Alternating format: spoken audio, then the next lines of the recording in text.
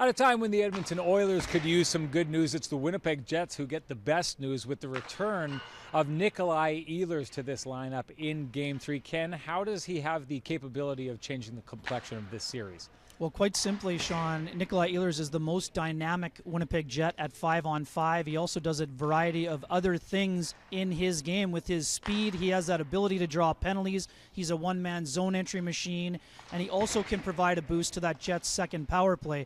But the most important thing for the Jets is that he doesn't have to come in and make an immediate offensive impact. And plus, he plays that safe game that the Jets have played so far through 2 games.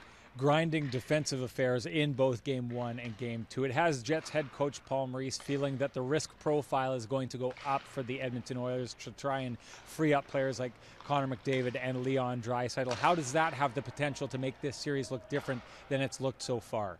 Yeah, the fact that Jets have contained the top 2 weapons for the Oilers is impressive for sure, but you expect that risk profile to change. And what it means for the Jets is that they must continue to be diligent in terms of their back pressure, being on the right side of the puck, and protecting and managing the puck. They cannot afford to feed that transition game, and that will allow them to continue to have success in the series with the Oilers. The Winnipeg Jets defense corps has been often maligned during this regular season. People will point to it as the obvious weakness on this team, and yet here they are doing what no one thought they could do in shutting down Connor McDavid and Leon Draisaitl so far. Let's make sure we include that caveat, but how have they done it?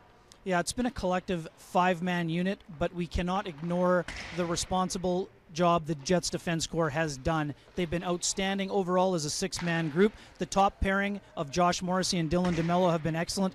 Morrissey had a revolving door of partners during the year, but he's playing his best hockey right now. Neil Pionk is anchoring that second pairing, and Derek Forbort has found his game again after a tough home stretch for him. And then the third pairing also making an immediate contribution. Tucker Poolman providing some offense, and Logan Stanley providing that physicality on the third pairing as well.